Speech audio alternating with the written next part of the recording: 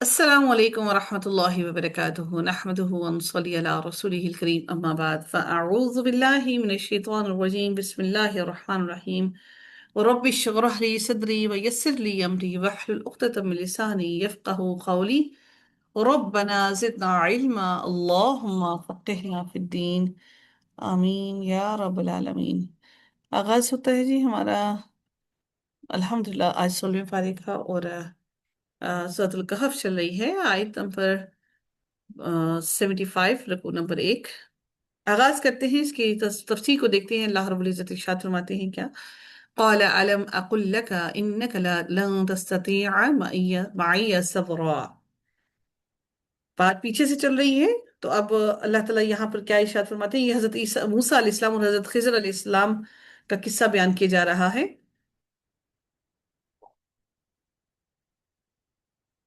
अल्लाह ताला इरशाद फरमाते हैं कौला उसने कहा क्या लम नहीं अकुल लका इन्नका लन तस्ततीअ मइय सबरा। क्या मैंने आपसे नहीं कहा था कि आप मेरे साथ हरगिज सब्र ना कर सकोगे। क्या आपसे ये नहीं कहा था कि आप सब्र नहीं कर सकेंगे क्या, यानी कि सैयदना खिज़र अलैहिस्सलाम ने सैयदना मूसा अलैहिस्सलाम को एक बार फिर शर्त याद दिलाई और कहा कि आप वादा खिलाफी कर रहे हैं। पहली बार हज़रत मूसा अलैहिस्सलाम का इतराज भूल चूक का नतीजा था कि वो भूल गए। दूसरी मर्तबा के इतराज सब्र ना कर सकने की वजह से था। यकीनन सब्र बड़ी हिम्मत के कामों में से है और हर इंसान में ये हिम्मत नहीं कि इंसान सब्र कर सके। जैसा कि अल्लाह ताला ने फरमाया वलमन वलमन सबर वगफर इन ज़ालिका लामिन अज़्मिल उमूर। और यकीनन जो सब्र करे और माफ कर दे तो बिलाशुबा ये यकीनन बड़ी हिम्मत के कामों में से है। रसूलुल्लाह सल्लल्लाहु अलैहि वसल्लम ने फरमाया जो शख्स अपने ऊपर जोर डाल कर भी सब्र करता है तो अल्लाह ताला भी उसे सब्र और इस्तिक़लाल दे देता है। और किसी को भी सब्र से ज्यादा बेहतर और उससे ज्यादा बेहतरीन खैर नहीं मिली।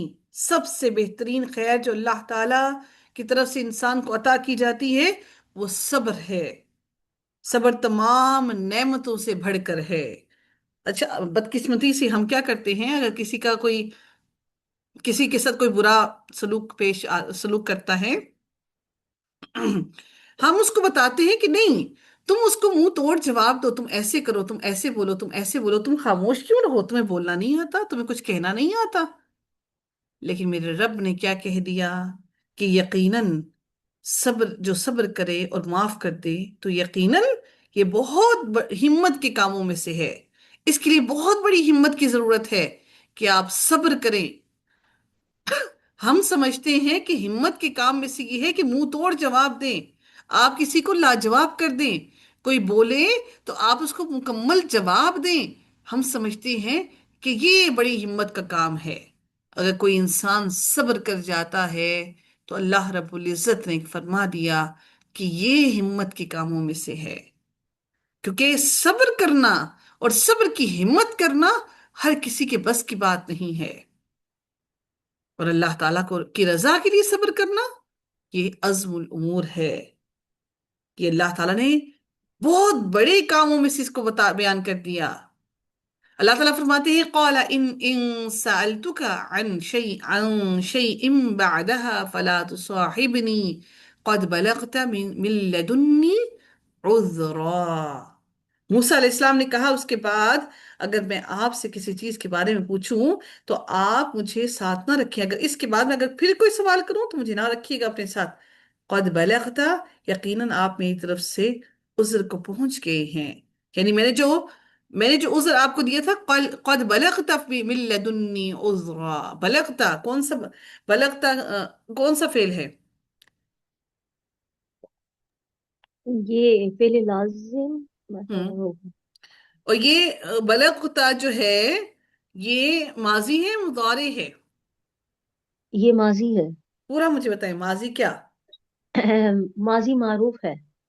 नहीं पूरा यानी कि कौन सा सीगा क्या है। अच्छा सॉरी, ये है वाहिद मुजक्कर हाजिर हम्म का। हाजिर का बारिक अल्लाह फी हम्म। शाबाश। واحد مذکر حاضر کا صیغہ ہے۔ تو انہوں نے کہا کہ اس کے بعد اگر میں آپ سے کسی چیز کے بارے میں پوچھوں، یعنی اس کے بعد اگر آپ سے کوئی سوال کروں، تو میں نے جو آپ کو جو یقیناً آپ میری طرف سے عذر کو پہنچ گئے ہیں، مجھے اس پر اعتراض نہیں ہوگا، اور اب آپ کو میری جانب سے معقول عذر مل گیا ہے کہ آپ مجھے اپنے آپ سے الگ کر دیں۔ رسول اللہ صلی اللہ علیہ وسلم جب دعا فرماتے ہیں تو پہلے اپنے آپ سے ابتدا فرماتے اور کہتے اللہ کی رحمت ہو ہم پر اور موسیٰ پر، پھر فرمایا اگر وہ صبر کر لیتے تو وہ اپنے صاحب یعنی سیدنا خضر علیہ السلام سے بہت سے عجائب دیکھتے،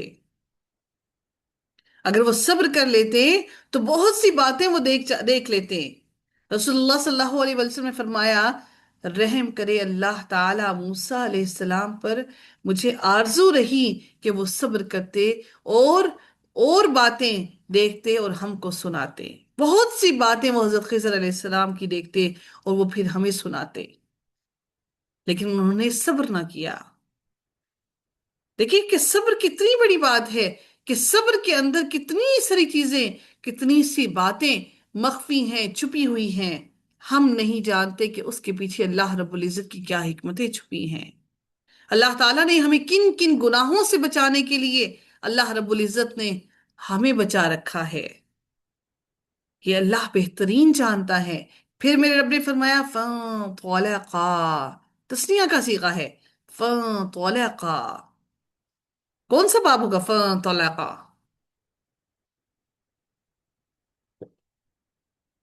فَانطَلَقَا کون سا باب ہوگا؟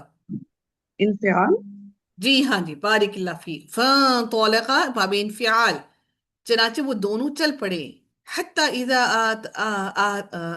اتایا اہل قریت استطعما اہلها فابوا ان يضيفوهما فوجدا فيها جدارا يريد ان ينقض فاقامه۔ اللہ تعالیٰ فرماتی ہے کہ وہ دونوں چل پڑی حتیٰ کہ وہ دونوں ایک بستی والوں کے پاس آئے، انہوں نے اس کے باشندوں سے کھانا طلب کیا، ان سے کھانا کہا۔ مہمان نوازی کے بارے میں شریعت کا موقف بڑا مضبوط ہے اور اسے ایمان کا تقاضا قرار دیا گیا ہے، اور جب وہاں پر پہنچے تو انہوں نے ان سے کھانا طلب کیا، اور انہوں نے کیا کیا یضیفوہما، ہما یعنی کہ انہوں نے انکار کر دیا کہ وہ ان کی مہمان نوازی کریں، ہما ان دونوں کی۔ فوجد فیہا جدار یرید ان ينقض فاقامہ، پھر ان دونوں نے اس بستی میں ایک دیوار پائی جو چاہتی تھی کہ وہ گر جائے، ان ينقض فاقامہ، پھر انہوں نے کیا کیا، تو اس کو انہوں نے کیا کہا، کیا کیا، سیدھا کر دے۔ یریدو کا مطلب کیا، چاہتی تھی، یعنی کہ دیوار یہ چاہتی تھی کہ وہ گر پڑے۔ قال لو شئت لاتخذت علیہ اجرا، موسیٰ علیہ السلام نے کہا اگر آپ چاہتے تو اس پر کچھ اجرت لے لیتے۔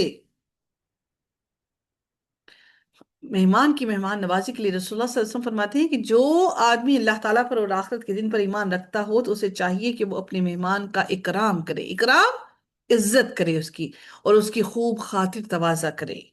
صحابہ کرام نے عرض کیا اے اللہ کے رسول، مہمان کی خاطر تواضع کیا ہے؟ آپ صلی اللہ علیہ وسلم نے فرمایا ایک دن اور ایک رات تو اس کی خوب خدمت کرے اور 3 دنوں تک اس کی مہمان نوازی کرے، اس کے بعد وہ اس پر صدقہ کرے۔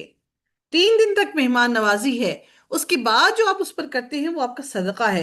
اور آپ صلی اللہ علیہ وسلم نے فرمایا جو آدمی اللہ تعالیٰ پر اور آخرت کے دن پر ایمان رکھتا ہو اسے چاہیے کہ وہ خیر کی بات کہے یا پھر وہ خاموش رہے، جب بولو تو خیر کی بات کرو، اگر خیر کی بات نہیں کر سکتے تو چاہیے کہ خاموش رہو، لوگوں کا مذاق اور ٹھٹھا نہ اڑاؤ، لوگوں کو تکلیف نہ پہنچاؤ، لوگوں کے دلوں کے اندر تکلیفیں نہ ڈالو۔ اسی لیے نبی اکرم صلی اللہ علیہ وسلم نے کہا جب بات کرو تو بھلی بات کرو، اور اگر بھلی بات نہیں کر سکتے تو خاموشی اختیار کر لو۔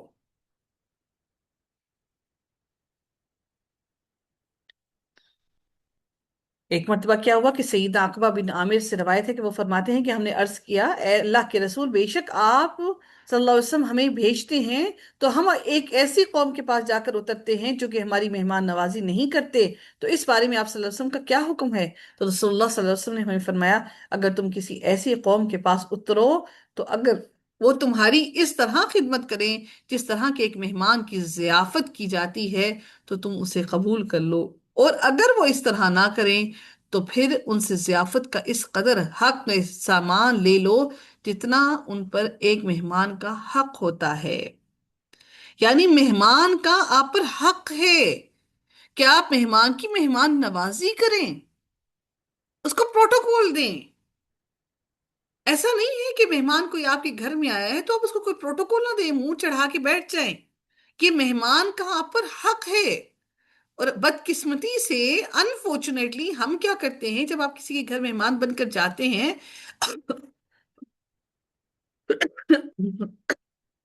اور وہ آپ کی مہمان نوازی کرتے ہیں، تو ہم تکلف کرتے ہیں، ہم ان کی مہمان نوازی کو، ہم اگر وہ آپ کو کوئی چیز دیتے ہیں، پیش کرتے ہیں کھانے پینے کے لیے، تو یہ اب آپ پر ہے کہ آپ اس کی مہمان نوازی کو ایکسپٹ کرتے ہوئے اس نے جو چیزیں آپ کو پیش کی آپ ان کو کھائیں، enjoy that because Allah has given you this right، کہ اللہ تعالیٰ نے وہ پروٹوکول آپ کو دیا، ایز اے مہمان آپ کی مہمان نوازی کی جا رہی ہے۔ یہی بات ہم اپنے رب سے کہتے ہیں کہ اے اللہ تو جنت میں ہماری مہمان نوازی کرنا۔ سبحان اللہ، جنت والے تمام کے تمام جنتی اللہ تعالیٰ کے مہمان ہوں گے۔ سوچئے کہ وہ پروٹوکول کیا ہوگا، سوچئے کہ سبحان اللہ، میرا رب، میرا رب میزبان اور ہم بندے اللہ تعالیٰ کے مہمان، سبحان اللہ۔ تو دنیا میں جب مہمان آئیں تو ان مہمانوں کی بہترین مہمان نوازی کیجیے، یہ ہمارے دین نے ہمیں سکھایا ہے۔ اس میں یہ فرق نہیں پڑتا کہ آپ کا سسرال ہے یا یا آپ کا مہکا ہے، یہ ضرورت ہے ہم ماؤں کو اپنے بچوں کی تربیت کرنے کے لیے بھی۔ بدقسمتی سے ہمارے معیارات مختلف ہیں، ہم کسی کے لیے کیا اور کسی کے لیے کیا ہیں۔ پھر میرے رب نے مزید فرمایا قال هذا فراق بینی و بینک، اس نے کہا یہ میرے اور آپ کے درمیان جدائی ہے۔ فراق، فراق ہے یعنی کہ جدائی ہے میرے درمیان اور آپ کے درمیان۔ سأنبئک بتأویل ما لم تستطع علیہ صبرا، میں جلد ہی آپ کو ان باتوں کی اصل حقیقت بتاؤں گا جن پر آپ صبر نہیں کر سکے۔ اب انہوں نے، حضرت خضر علیہ السلام نے معذرت کر لی کہ اب ہمارے بیچ میں جدائی ہو گئی۔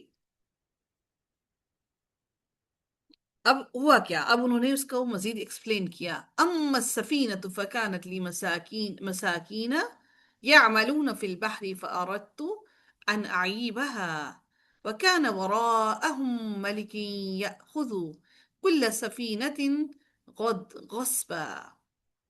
انہوں نے کیا بتایا، پہلی بات کیا اما السفینۃ، کشتی والی بات، تو وہ چند مسکینوں کی تھی، فکانت لی مساکین، کچھ مسکینوں کی تھی جو سمندر میں، یعملون فی البحر، سمندر میں کام کرتے تھے۔ فاردت ان اعیبها، میں نے ارادہ کیا کہ میں اسے عیبدار کر دوں، اور ان کے آگے ایک ایسا بادشاہ تھا، وکان وراءہم مالک، ایک ایسا بادشاہ تھا، یأخذ کل سفینۃ غصبا، جو زبردستی ہر کسی کی کشتی کو چھین لیتا تھا، غصب کر لیتا تھا، غصب کر لیتا تھا، چھین لیا کرتا تھا۔ اس لیے میں نے اس کشتی کے اندر عیب کر دیا، سوراخ کر دیا۔ اس سے ایک اہم ترین سبق یہ بھی ملتا ہے کہ انسان حادثات کو دیکھ کر بددل نہ ہو جائے۔ ممکن ہے کہ اللہ رب العزت نے اس حادثے کے پیچھے میرے اور آپ کے لیے کیا خیر رکھی ہے، ہم اس خیر کو نہیں جانتے۔ اللہ تعالیٰ نے اس چیز سے ہمیں یہ سبق ملا کہ اس کشتی کو عیبدار ہو تو گئی، لیکن اللہ تعالیٰ نے ان کو بڑے نقصان سے بچا لیا۔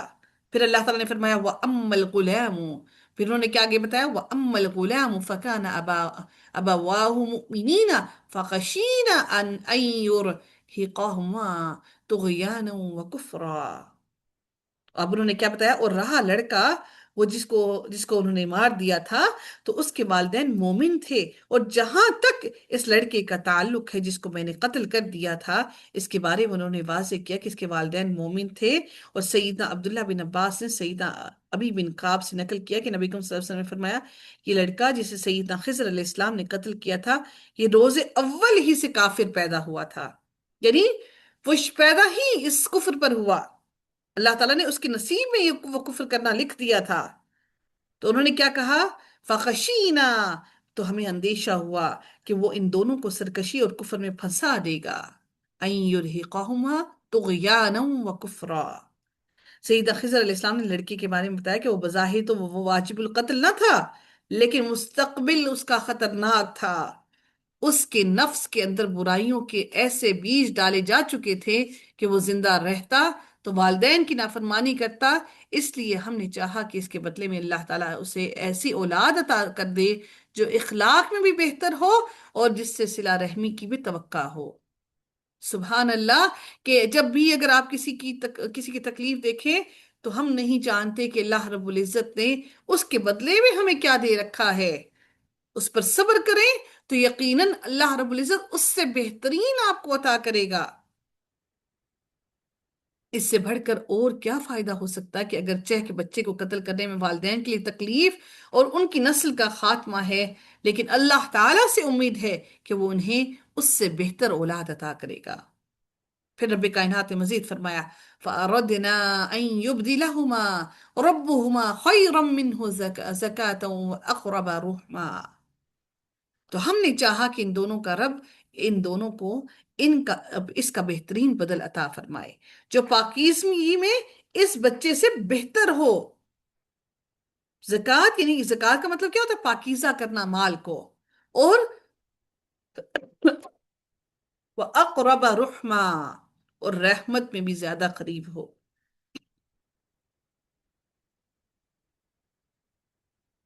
اللہ رب العزت نے مزید، اب اس واقعے سے ہمیں کیا سبق ملا؟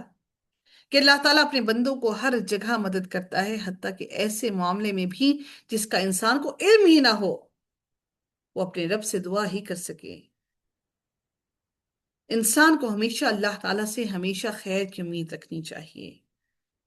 انسان کو چاہیے کہ اللہ تعالیٰ سے ہمیشہ خیر کی امید رکھے، جس طرح اللہ تعالیٰ نے فرمایا کہ تم پر قتال فرض کر دیا گیا، حالانکہ وہ تمہارے لیے ناپسندیدہ ہے، اور ہو سکتا ہے کہ تم کوئی چیز ناپسند کرو اور وہ تمہارے لیے بہتر ہو، اور ہو سکتا ہے کہ تم کوئی چیز پسند کرو حالانکہ وہ تمہارے لیے بدتر ہو، اور اللہ تعالیٰ جانتا ہے تم نہیں جانتے۔ پھر رب نے اگلی آیت میں مزید فرمایا، اگلا جو وہ تھا حضرت خضر علیہ السلام نے کیا بتایا کہ اللہ تعالیٰ ہمیں یہ ساری باتوں کے بارے میں بیان کر رہے ہیں، بتا رہے ہیں ہم نہیں جانتے یہ ساری باتیں ہمیں کیوں بیان کی جا رہی ہیں، تاکہ ہم اپنے دلوں کے اندر حوصلہ اور صبر رکھیں۔ ان تمام واقعات کا یک کے بعد دیگرے بیان کرنے کا مقصد کیا؟ کہ انسان اپنے اندر صبر رکھے، اور اللہ تعالیٰ کے ہر کام کے اندر کوئی نہ کوئی مصلحت چھپی ہے، اور اللہ تعالیٰ کے ہر کام کے اندر خیر چھپی ہے۔ اللہ تعالیٰ اپنے بندوں پر ظلم نہیں کرتا۔ پھر میرے رب نے مزید فرمایا، وَأَمَّا الْجِدَارُ فَكَانَ لِغُلَامَيْنِ يَتِيمَيْنِ فِي الْمَدِينَةِ وَكَانَ تَحْتَهُ كَنْزٌ لَهُمَا وَكَانَ أَبُوهُمَا صَالِحًا۔ اب اگر آپ کو گرامر نہ آتی ہوتی تو آپ کو پتہ ہی نہ چلتا کہ یہ دو بچوں کی بات ہو رہی ہے، لِغُلَامَيْنِ يَتِيمَيْنِ فِي الْمَدِينَةِ وَكَانَ تَحْتَهُ، اب آپ کو یہ ہو کا پتہ ہی نہ لگتا یہ کس طرف جا رہا ہے۔ کنز لہما، یہ ہما بھی آپ کو نہ پتہ لگتا کہ کس کی طرف بات ہو رہی ہے۔ وکان ابوہما صالحا۔ سبحان اللہ، اللہ تعالیٰ نے ہمارے دماغوں کی گروں کو کھولا کہ ہم اس قابل ہو سکے کہ ہم قرآن کے الفاظ کا فہم حاصل کرنے کی کوشش کرنے کے قابل ہو سکے۔ اللہ رب العزت مزید فرماتے ہیں پھر کیا ہوا کہ اور رہی وہ دیوار تو وہ شہر کی دو یتیم لڑکوں کی تھی، لغلامین تسنیہ، اور اس کے نیچے ان دونوں کے لیے ایک خزانہ تھا، فی المدینتی شہر میں تھے، اور اس کے نیچے ایک وکان تحتہ، کس کے نیچے؟ اس دیوار کے نیچے، تحتہ یہ جدار کی طرف ہو جا رہا ہے، کنز لہما ان دونوں کے لیے خزانہ تھا، اور ان دونوں کا باپ ایک نیک آدمی تھا، ابوہما صالحا، تو ہم نے کیا کیا، تمہارے رب نے ارادہ کیا، فَأَرَادَ رَبُّكَ، تمہارے رب نے ارادہ کیا کہ وہ دونوں اپنی جوانی کو پہنچیں، یبلغا اشدہما وَيَسْتَخْرِجَا كَنزَهُمَا، سبحان اللہ، اپنی جوانی کو پہنچے اور اپنا خزانہ نکالیں، کنزہما ان دونوں کا خزانہ، یستخرجا تسنیہ کا صیغہ، دونوں اپنا خزانہ نکالے، رحمتا من ربک،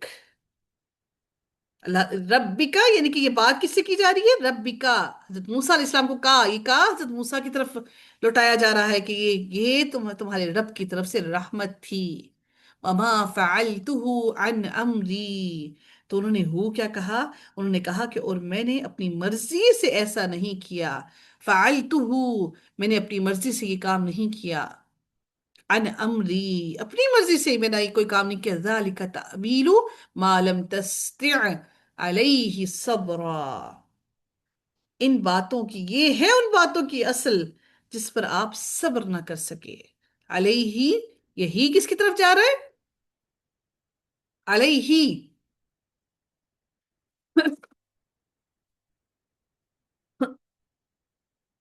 یہ ان علیہ باتوں ہی کس کی طرف جا رہا ہے یہی، ان باتوں کی طرف نا، تھوڑی یعنی کہ جن باتوں ہاں پہ جی، صبر، ہم؟ وہ جو باتیں پیچھے گزری ہیں جن پہ صبر نہیں کیا، جو معاملات ہوئے وہ جس پر علیہ، آپ صبر نہیں کر سکے، جن پر وہ جی بار بار سوال پوچھ رہے تھے. یہ حضرت موسیٰ علیہ السلام جس پر صبر نہ کر سکے، علیہ جس پر آپ صبر نہ کر سکے، ما لم تستطع علیہ صبر، جس پر آپ، یہ تستطيع کے ساتھ آخر میں جزم کیوں ہے، میم لم کی لم کی وجہ سے نا، لم جی، جازمہ ہے، لم جازمہ ہے لم نا. جازمہ کی لم وجہ سے، لم ماشاء ہاں اللہ، بارک اللہ حروف فیک، جزم. الحمدللہ، علیہ صبر، جس بات پر آپ صبر نہ کر سکے، الحمدللہ ثم الحمدللہ.